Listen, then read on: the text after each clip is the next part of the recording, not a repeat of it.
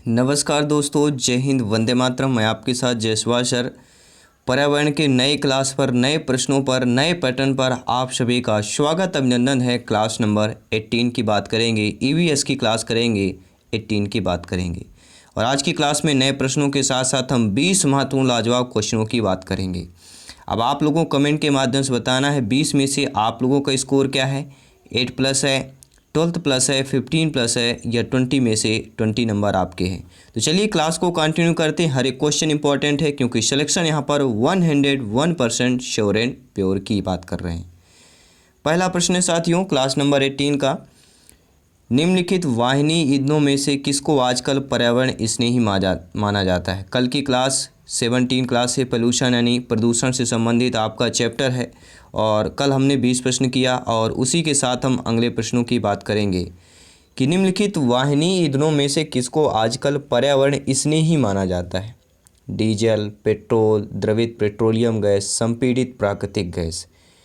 देखिए, आपने सुना होगा, एक एलपीजी नाम सुना होगा, एक सीएनजी का नाम सुना होगा।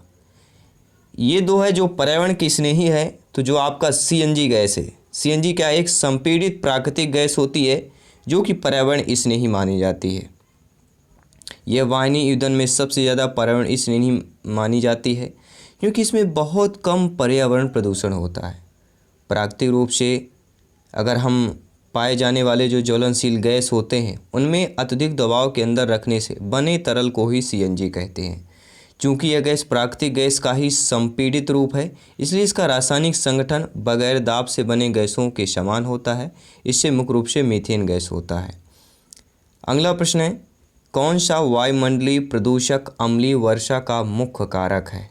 SO2, H2S, HCl, H2O, N2O। सभी को पता है सल्फर डाइऑक्साइड, SO2 की बात करेंगे। ऐसा प्रदूषक जो अम्लीय वर्षा का मुख्य कारक है वह सल्फर डाइऑक्साइड, जिसका सूत्र SO2 होता है। तीसरा प्रश्न है आप लोगों की स्क्रीन पर है। आई होप आप लोग हर एक क्वेश्चन को अच्छे तरीके से समझ पा रहे होंगे, अच्छे तरीके से अटेंड कर पा रहे होंगे और कमेंट के माध्यम से अपना अपना फीडबैक कर रहे होंगे। इनमें से कौन सी ग्रीन हाउस गैस नहीं है। नेगेटिव, नकारात्मक प्रश्न है।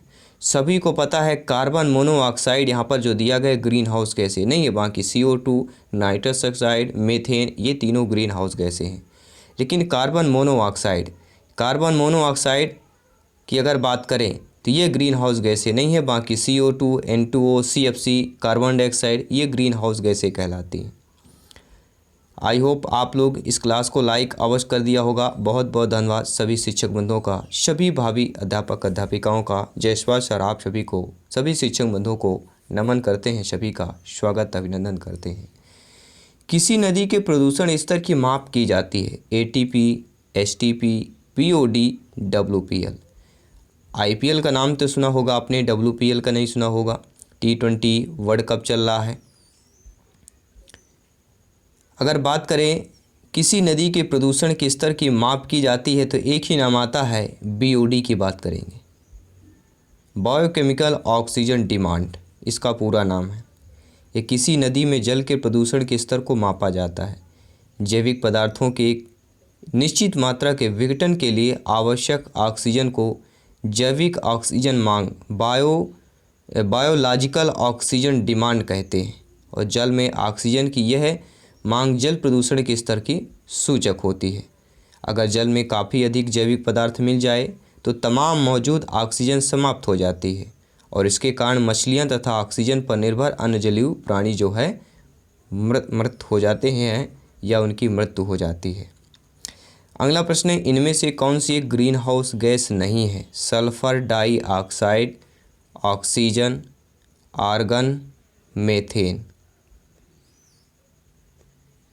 देखिए, ग्रीन हाउस गैस नहीं है तो सभी को पता है। अगर हम ऑक्सीजन की बात करें, ठीक है, तो ग्रीन हाउस गैस ऑक्सीजन भी नहीं है, ना ही आपकी सल्फर डाइऑक्साइड है, ना ही यहाँ पे आर्गन है। तो ग्रीन हाउस गैस एक ही नाम यहाँ पर आएगा, CH4 मीथेन की बात करेंगे।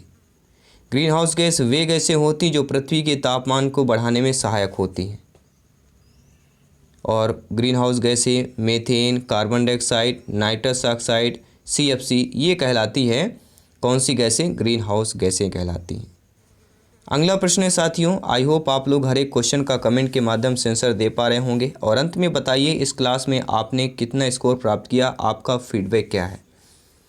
तो पृथ्वी पर पहुंचने से पहले ओजोन परत किन किरणों को अवशोषित करती है? गामा किरणें, एक्स किरणें, पराबैंगनी किरणें, बीटा किरणें।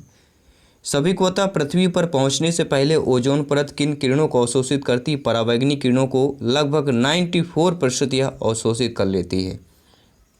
जी हाँ, सूर्य से आने वाली हानिकारक पराबैंगनी किरणों को ओजोन परत जो होती है लगभग 94% जो है अवशोषित कर लेती है, जिससे ये किरणें पृथ्वी तक नहीं पहुंच पाती हैं। ओजोन परत की सांद्रता डॉप्सन इकाई द्वारा मापी जाती है। ओजोन परत की सांद्रता अगर नापना हो तो उसके लिए डॉप्सन एक यूनिट होती है, उसके द्वारा मापी जाती है। परीक्षा के दृष्टि से महत्वपूर्ण बिंदु जान लेते हैं। कम समय में ज़्यादा प्रश्न करेंगे, हमारा ऑप्शन न करके एक बार जो हम कुछ प्रश्न हमसे बनता है लेकिन फिर भी हम एग्जाम टाइम पर भूल जाते हैं। तो आइए उन प्रश्नों को महत्वपूर्ण बिंदुओं के माध्यम से रिमाइंड कर लेते हैं कि जल प्रदूषण को मापने की इकाई BOD है, बायोलॉजिकल ऑक्सीजन डिमांड। ध्वनि प्रदूषण मापने की इकाई डेसिबल है। ग्रीन मफलर किससे संबंधित है? ध्वनि प्रदूषण से संबंधित है। विश्व स्वास्थ्य संगठन WHO जो कि जिनेवा में है, इसके अनुसार ध्वनि प्रदूषण का मानक कितना है? 45 डेसिबल है। गंगा एक्शन प्लान की शुरुआत कब हुई थी? 1985 में हुई थी। भारत में मृदा अपरदन की सर्वाधिक समस्या चंबल घाटी बीहड़ क्षेत्र में देखा जाता है। मृदा अपरदन रोकने के उपाय क्या हैं? वृक्षारोपण करना, मेड़बंदी करना, हानिकारक कीटनाशक पर प्रतिबंध जैसे जैव उर्वरक एवं कार्बनिक खादों को प्रोत्साहन। अगला है अम्ल वर्षा का pH मान क्या होता है? तो 5 पॉइंट यानी 5.5 से लेके 5.6 से 6.5 यानी 5.6 टू 6.5 तक होता है। 5.6 से 6.5 तक pH मान अम्ल वर्षा का होता है। वैसे सभी को पता है जो 7 होता है उदासीन होता है pH मान, 7 से कम क्या होता है? अम्लीय होता है, 7 से अधिक pH मान क्षारीय होता है। वह परिघटना जिसके अंतर्गत कुछ विशेष प्रदूषक जैसे DDT आहार श्रृंखला के साथ सांद्रता में बढ़ते हुए ऊतकों में जमा हो जाते हैं, उन्हें ही जैविक आवर्धन कहा जाता है। जैविक आवर्धन का सबसे अच्छा उदाहरण आपका DDT है। मलेरिया से बचाव के लिए जलाशयों में छिड़काव किया जाता है, किसका? DDT का किया जाता है। शैवाल ब्लूम किससे संबंधित है? यह कुपोषण से संबंधित है। गंगा का जल जो है शुद्ध रहता है जीवाणु भोजी से। कौन सा ईंधन न्यूनतम पर्यावरण प्रदूषण उत्पन्न करता है? हाइड्रोजन, सभी को पता होगा। ओजोन परत के क्षरण का सर्वप्रथम पता किसने लगाया? जोसेफ फोरमैन ने लगाया। कहाँ के हैं? इंग्लैंड के हैं। कब लगाया? 1985 में लगाया। ओजोन परत क्षरण का सर्वप्रथम पता लगाने वाले जोसेफ फोरमैन हैं। गोबर गैस का मुख्य घटक जो है मीथेन है। क्रैकिंग गैस के नाम से जाना जाता है सल्फर डाइऑक्साइड, यह क्रैकिंग गैस के नाम से जाना जाता है। अम्ल वर्षा के लिए उत्तरदायी होती है सल्फर डाइऑक्साइड व नाइट्रस ऑक्साइड। आर्सेनिक द्वारा अत्यधिक जल प्रदूषण वाला राज्य सभी को पता है पश्चिम बंगाल है। हमारे पर्यावरण को बचाने के 3 प्रकार का हैं, कम उपयोग, पुनः चक्रण और पुनः उपयोग करना। सिगरेट के धुएं के मुख्य प्रदूषक कौन है? कार्बन मोनोऑक्साइड व बेंजीन है। प्लास्टिक बैग पर पूर्णतः प्रतिबंध लगाने वाला भारत का पहला राज्य आपका हिमाचल प्रदेश बन गया है। पूर्णतः जैविक खेती अपनाने वाला भारत का पहला राज्य सिक्किम है। स्वच्छता सर्वेक्षण 2020 के परिमाण में भारत का कौन सा शहर देश का सबसे स्वच्छ शहर बना? मध्य प्रदेश का इंदौर शहर। अगला प्रश्न है, विश्व ऊष्मायन के लिए निम्न में से कौन एक कारक है? वाहनों से निकली गैस, पेड़ पौधों से निकली गैस, भट्टियों से निकली गर्म हवा या रसोई गैस। तो विश्व ऊष्मायन के लिए जो कारक है वह वाहनों से निकली गैस हो जाएगी। यहाँ पर जो है आप लोगों का पहला ऑप्शन सही हो जाएगा। अब बात करते हैं अगले प्रश्न की। अगला प्रश्न आपका 28 नंबर प्रश्न दिया गया है, स्क्रीन पर दिया गया है। आइए जान लेते हैं प्रश्न क्या दिया गया है। प्रश्न ये पूछा जा रहा है, स्क्रीन पर है कि वायु प्रदूषण को कम किया जा सकता है। तो जो वायु प्रदूषण है इसको कम किया जा सकता है, किसके द्वारा कम किया जा सकता है? वृक्षों के द्वारा, मछलियों के द्वारा, जंतुओं के द्वारा या सूर्य के प्रकाश के द्वारा। सभी कमेंट के माध्यम से आंसर करके यहाँ पर बताएंगे कि वायु प्रदूषण को कम किया जा सकता है किसके द्वारा? वृक्षों के द्वारा कम किया जा सकता है। अगला प्रश्न दिया गया है, क्योंकि सभी को पता है वायु प्रदूषण की बात करेंगे सबसे ज़्यादा कार्बन मोनोऑक्साइड, ग्लोबल वार्मिंग के लिए सबसे जिम्मेदार गैस कार्बन डाइऑक्साइड है, क्लोरोफ्लोरोकार्बन और आपका सल्फर डाइऑक्साइड है। और भोपाल गैस त्रासदी में जो गैस हुई थी मेथिल आइसोसाइनाइड MIC गैस हुई थी। ये तो हमारे महत्वपूर्ण जो बिंदु जो आपके एग्जाम पर पूछे जाते हैं, हमसे बनता है लेकिन कभी कभी भूल जाते हैं, इसलिए महत्वपूर्ण बिंदुओं के माध्यम से हम उन प्रश्नों को रिमाइंड करते हैं। अगला प्रश्न है, सूर्य के हानिकारक किरणों से पृथ्वी को कौन सा हिस्सा सुरक्षित रखता है? आयन मंडल, ओजोन मंडल, क्षोभ मंडल या चुंबक मंडल? देखिए, सूर्य से जो आने वाली जो हानिकारक किरणें हैं पृथ्वी को सुरक्षित रखता, सभी को पता है एक ही मंडल है, वह कहलाता है ओजोन स्तर की बात करेंगे। समताप मंडल के निचले हिस्से में ओजोन गैस की एक परत पाई जाती है जिसे ओजोन मंडल कहते हैं। ओजोन परत सूर्य से आने वाली हानिकारक किरणें परावैंगनी किरणों को अवशोषित कर लेती है। परावैंगनी किरणों से पृथ्वी की उष्णता में वृद्धि होती है। इससे क्या होता है, अनेक प्रकार के शारीरिक विकार उत्पन्न होने लगते हैं। 30 नंबर प्रश्न है, निम्न में से कौन जो है विश्व ऊष्मायन का कारण है? जल प्रदूषण, मृदा प्रदूषण, वायु प्रदूषण, ध्वनि प्रदूषण। देखिए, विश्व ऊष्मायन का एक ही कारण है, वह कहलाता है साथियों हमारा वायु प्रदूषण। ठीक है, विश्व ऊष्मायन का कारण वायु प्रदूषण है। वायु प्रदूषण वह स्थिति होती है जिसमें अवांछनीय गैस अत्यधिक मात्रा में वायुमंडल में जमा हो जाते हैं तथा सूर्य से आने वाली किरणों को पुनः वापस नहीं जाने देते हैं। परिणाम स्वरूप सूर्य द्वारा प्रदान ऊष्मा यहीं पर बनी रहती है और पृथ्वी के तापमान को बढ़ाने में सहायता करती है और वैश्विक ऊष्मायन या ग्लोबल वार्मिंग की समस्या पैदा करती है। अगला प्रश्न है, इनमें से कौन वायु प्रदूषण का एक उदाहरण है? धुआं और कुहासा, वाहनों से निकलने वाली गैस, जलती हुई लकड़ी या चारकोल से निकली गैस या उपरोक्त सभी?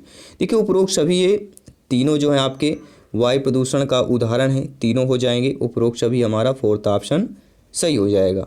कोई भी डाउट हो कमेंट करें, फीडबैक करें, नीचे कमेंट बॉक्स ओपन है, खुला हुआ है।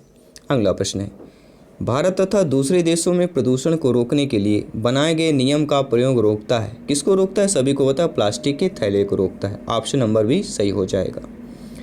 अगला प्रश्न है, ध्वनि या ध्वनि प्रदूषण मापा जाता है? सभी को पता है ध्वनि या ध्वनि प्रदूषण किससे मापा जाता है? डेसिबल से मापा जाता है। और सामान्यतः एक व्यक्ति 70 से 80 डेसिबल तीव्रता की ध्वनि सहन कर सकता है। इससे अधिक तीव्रता ध्वनि प्रदूषण उत्पन्न करती है। अगला प्रश्न है, कीटनाशकों के अत्यधिक इस्तेमाल से वायु प्रदूषण होता है, ध्वनि प्रदूषण होता है, जल प्रदूषण होता है या ये सभी होते हैं? देखिए साथियों, अत्यधिक ज़्यादातर जनसंख्या वृद्धि के कारण, उत्पादन क्षमता बढ़ाने के कारण कीटनाशकों का अत्यधिक उपयोग हो रहा है जिससे पैदावार ज़्यादा हो। इससे इस्तेमाल करने से क्या होता है? जल प्रदूषण होता है। अगला प्रश्न है आप लोगों की स्क्रीन पर है, 35 नंबर आप लोगों की स्क्रीन पर प्रश्न दिया गया है। बहुत ही लाजवाब प्रश्न दिया गया है और ये काफ़ी बार टीटी एग्जाम पर पूछा गया प्रश्न है कि रीतू एक गांव में रहती है, लकड़ी या गोबर के उपले का ईंधन इस्तेमाल करते हुए चूल्हे पर खाना पकाती है। पिछले 3 महीनों से उसे तेज़ी से खांसी आ रही है। इसका कारण क्या हो सकता है? इसका कारण यही हो सकता है कि ईंधन के जलने से उत्पादित कार्बन मोनोऑक्साइड उसके श्वसन नली में जमा हो गई है। ऑप्शन नंबर बी यहाँ पर करेक्ट हो जाएगा। अगला प्रश्न आइए स्क्रीन पर दिया गया है कि पूजा अपने घर का कूड़ा नीचे दर्शाए गए तरीके 2 ढेरियों में अलग करती है। पूजा ने 2 ढेरियों में कूड़ा इस आधार पर किया: दुर्गंध या दुर्गंध रहित, अपघटित होने वाला या अपघटित नहीं होने वाला, पुनः चक्रण किया जा सकता है या पुनः चक्र नहीं किया जा सकता, घरेलू कचरा या औद्योगिक कचरा में। तो किसमें अलग किया? आपके 2 चित्र बने रहेंगे एग्जाम पर पेपर पर, तो अपघटित होने वाला और अपघटित नहीं होने वाला हो जाएगा। बी ऑप्शन यहाँ पर सही हो जाएगा। कोई भी डाउट हो कमेंट करें, फीडबैक करें। 2-3 प्रश्न हैं इस क्लास के, इनको भी कंप्लीट करते हैं। और क्योंकि हर सब्जेक्ट यहाँ पर इम्पॉर्टेंट है, हमारी तैयारी आउट ऑफ 150 में से साथियों यहाँ पर 125 प्लस स्कोर प्राप्त करने की चल रही है। तो वायु प्रदूषण का कारण क्या होता है? कीटनाशक, सीवेज, धुआं, ध्वनि विस्तारक। सभी कमेंट करेंगे। हर एक भाई बहन गृहिणी जिनका सपना है गवर्नमेंट टीचर, अध्यापक, अध्यापिका बनना। वायु प्रदूषण का कारण सभी को पता है, सबसे ज़्यादा धुआं कोयला होता है। धुआं वायु प्रदूषण का मुख्य कारक है क्योंकि धुएं में अनेक प्रकार की अवांछनीय गैसें होती हैं जो स्वच्छ वायु में मिलकर उन्हें प्रदूषित कर देती हैं। और ये गैसें carbon dioxide, carbon monoxide, sulphur dioxide, methane इत्यादि गैसें होती हैं। विश्व में जल संकट का प्रमुख कारण क्या है? नगरीकरण, औद्योगिकरण, विश्व के तापमान में वृद्धि या अम्ल वर्षा हो जाएगा? सभी कमेंट कीजिएगा, हर एक भाई बहन यहाँ पर कमेंट करेंगे। तो विश्व में जल संकट का सबसे प्रमुख कारण है नगरीकरण होना। पेड़ पौधे काटे जा रहे हैं, ठीक है, और ज़्यादातर जो ज़मीन है नगरीकरण हो रहा है, सीमेंट ज़्यादातर हो रहा है, मिट्टी कम हो रही है, ठीक है, वहाँ पे तो पानी की जो पृथ्वी पर सोखने की मिट्टी में ऑब्जर या सोखने की क्षमता है वो लगातार घटती जा रही है, यानी पानी को इकट्ठा करने से हम नाकाम होते जा रहे हैं नगरीकरण के कारण। डेसिबल निम्नलिखित में से किसे मापने की इकाई है? ध्वनि, गहराई, तापमान, वायुदाब। तो सभी को पता हम किसकी बात करेंगे? साउंड की बात कर रहे हैं। साउंड अर्थात ध्वनि की बात कर रहे हैं। ध्वनि की तीव्रता मापने के लिए डेसिबल इकाई का प्रयोग किया जाता है और मनुष्य के लिए 80 डेसिबल से अधिक की ध्वनि हानिकारक होती है। तो ये रहे दोस्तों आज की क्लास के महत्वपूर्ण नए 20 प्रश्न, टोटल 20 प्रश्न। 20 में से आपका स्कोर क्या है? 12 प्लस है, 15 प्लस है या 20 में से 20 है? नीचे कमेंट बॉक्स में अपना अपना फीडबैक बताएं, अपना अपना आंसर बताएं। मैं आपके साथ जयसवाल सर जल्दी मिलता हूं नेक्स्ट क्लास पर। सभी मित्रों को जय हिंद, वंदे मातरम। धन्यवाद सभी का।